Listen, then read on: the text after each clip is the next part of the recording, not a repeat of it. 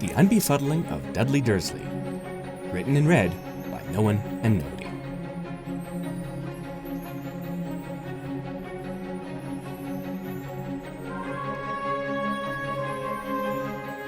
Chapter 2, in which we continue to follow this spoiled brat through his miserable life.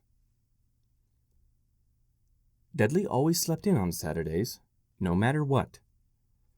When he woke up, he had an early lunch and went back to his room. I'm not going crazy, but the show can't be that good. He sat down at his computer again and managed to find the first few episodes online. He watched through a few, and then a few more, and then a few more. Every now and then, however, he would pause the video and look over his shoulder to make sure no one was watching him. He felt very subconscious of himself watching this stuff. The third time he checked over his shoulder, he saw Potter standing in the hallway looking at him. Dudley swiftly closed his browser and turned around. Potter? He said, gesturing for Harry to come over. Harry came slowly towards Dudley. You tell one soul about this, said Dudley, waving his fist under Harry's nose. And I'll hit you so hard there won't be enough left over for your magic friends to clean up. Got it? Harry nodded and stepped out of the room. He had seen Dudley doing stuff he shouldn't have before and kept his mouth shut. But this was probably the weirdest he had seen yet.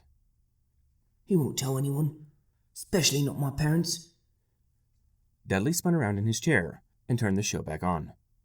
He was kind of, maybe, sort of, starting to enjoy it.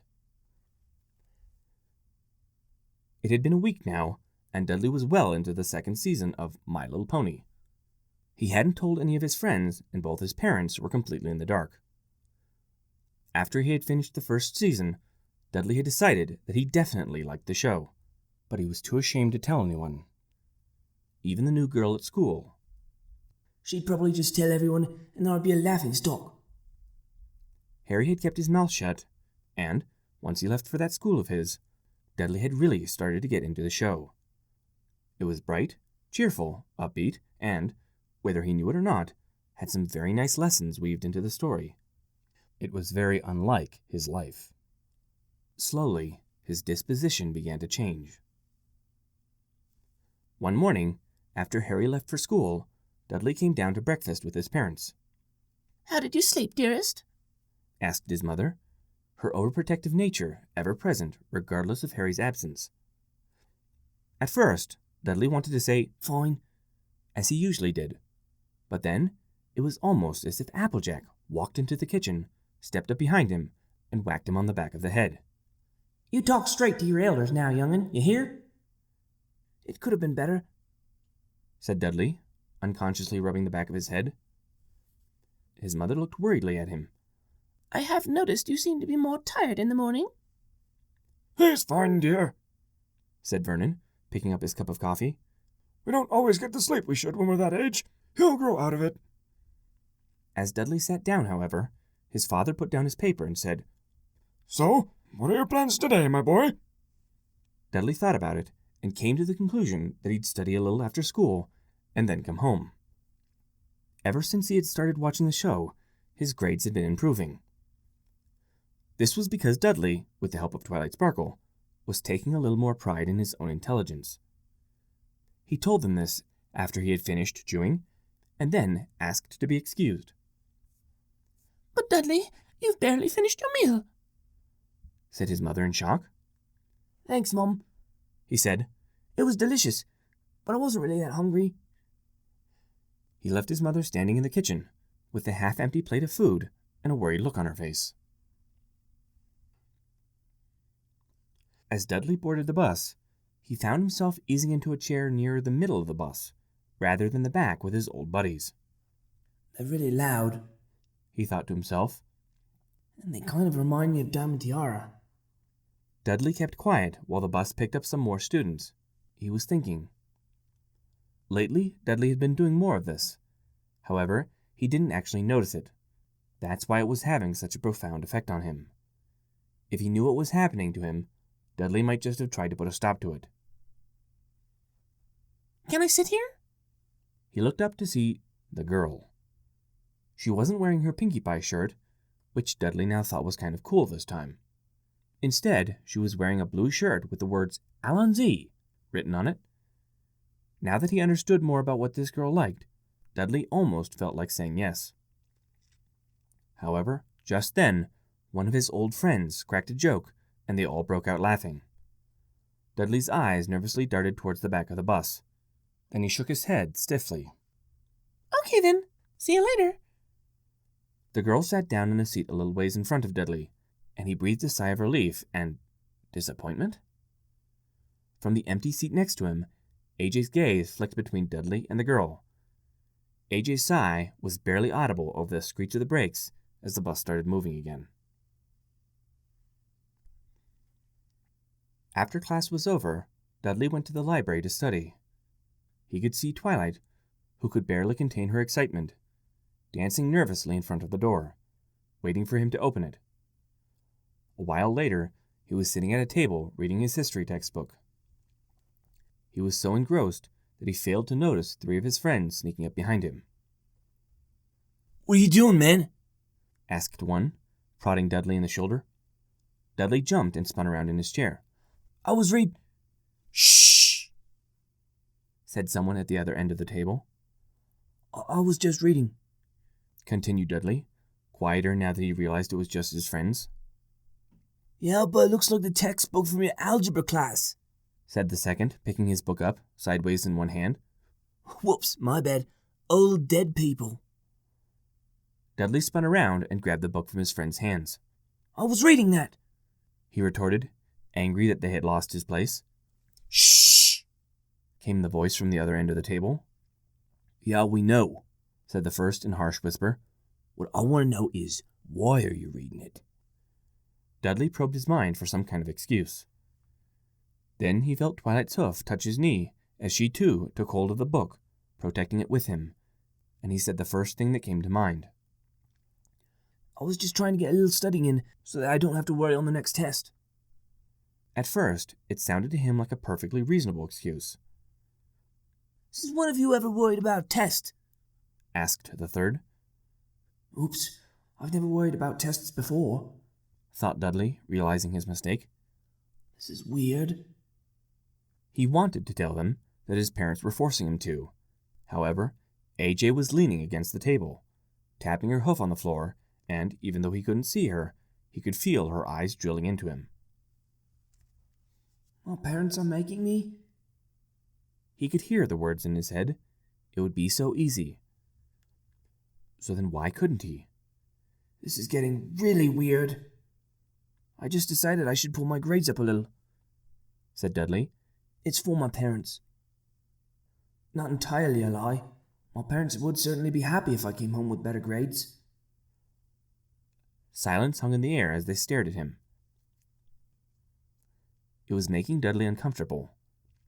Out of habit, he adopted a sneer and let his eyes drift aimlessly over the 3. As quickly as the tension appeared, it vanished, and Dudley could feel the door to the group opening to let him back in. Okay, fine, whatever. Just so long as you don't miss the big game tonight. Dudley's face blanked. What game? Hello, said the first one, tapping Dudley on the head. Tonight's the night we waste those guys on the US server. Actually, said Dudley, who wanted to catch some more MLP episodes tonight. I had some other plans. Come on, said the second. We need you. No one handles a rocket launcher like you. You those b****ers. Dudley could have sworn he heard Fluttershy eep at his friend's language. It made him kind of uneasy, and the more he thought about it, the more his friends definitely reminded him of Tiara. The door to their friendship stood open before him.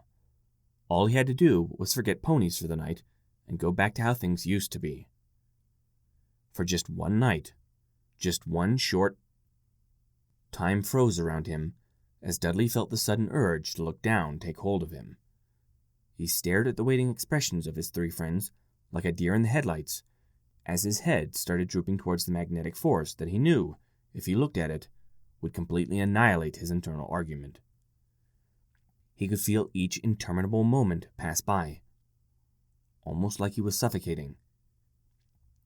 As his head drooped lower, he could feel the tension return, and then surpass itself. At last, he gave in and dropped his gaze, right into the aquamarine orbs below him.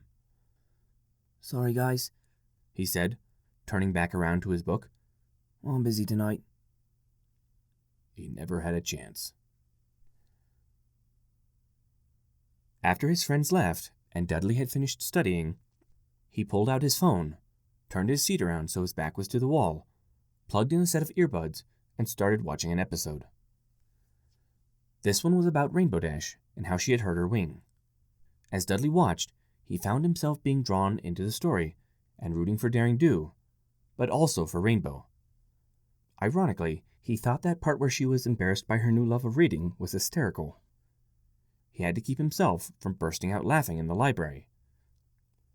Just then, he felt someone tap him on the shoulder, and he jumped, hit the power button on his phone, and sent it spinning into the air to land on the ground. It was the girl. You don't even know her name? Came the indignant voice of Pinkie Pie from his left. Sorry, She said, stepping back a little. I just noticed what you were watching, and Please don't say anything, Said Dudley pleadingly. it's okay. She said. I won't tell a soul. Pinky promise. Cross my heart and hope to fly. Stick a cupcake in my eye. She carefully executed the movements and gave him a strange look. Why'd you start watching it anyway? I thought you said it was stupid. As she said this, she made quotation marks with her fingers. The Dudley of several weeks ago, who had just lost his friends due to ponies, mostly Fluttershy, opened his mouth to retort and, Stupid. Stupid. That's a funny word. Stupid. Dudley's angry reply morphed into a chuckle, which he quickly converted into a cough, then shook his head and shrugged. Don't really know. I watched Pinkie's Smile song, and after that I watched some more. Next day, I decided to give the show a shot. But by the way, what's your name? Sarah. Nice to meet you. Said Dudley, holding out his hand. I'm Dudley Dursley. Sarah grabbed his hand and started shaking it vigorously. Well, howdy do, Mr. Dursley. We here at You Know Where sure do like making new friends.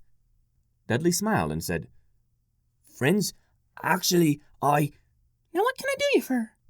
She let go of Dudley's hand, but he kept shaking it in the air a few times. They laughed. Dudley couldn't ever remember laughing with someone like this before in his life. It was pleasant. It was enjoyable. It was... Super duper fantastic amazing? Came the voice behind him, and he fully agreed. It had been several months now, and Dudley had become a fan of not only the show, but also the fan works as well.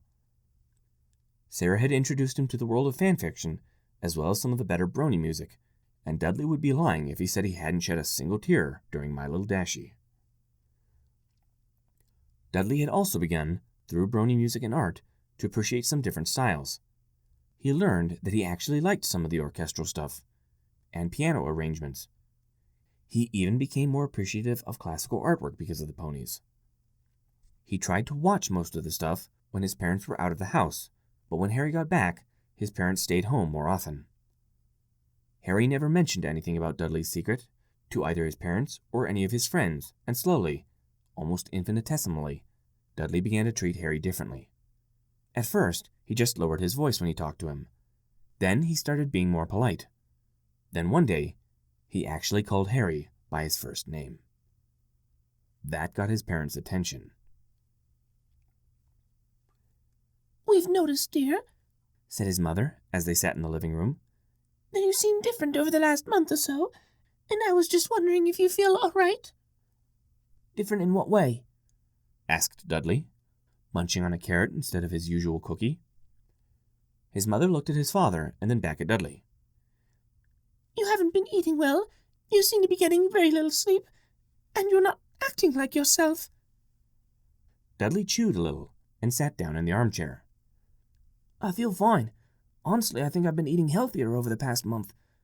And I know I could probably use more sleep, but I'm doing fine. My grades are okay, and I'm not falling asleep in class or anything. Besides, I kind of like how I've been acting. Is it bothering you? Well, I wouldn't say bothering, started his mother.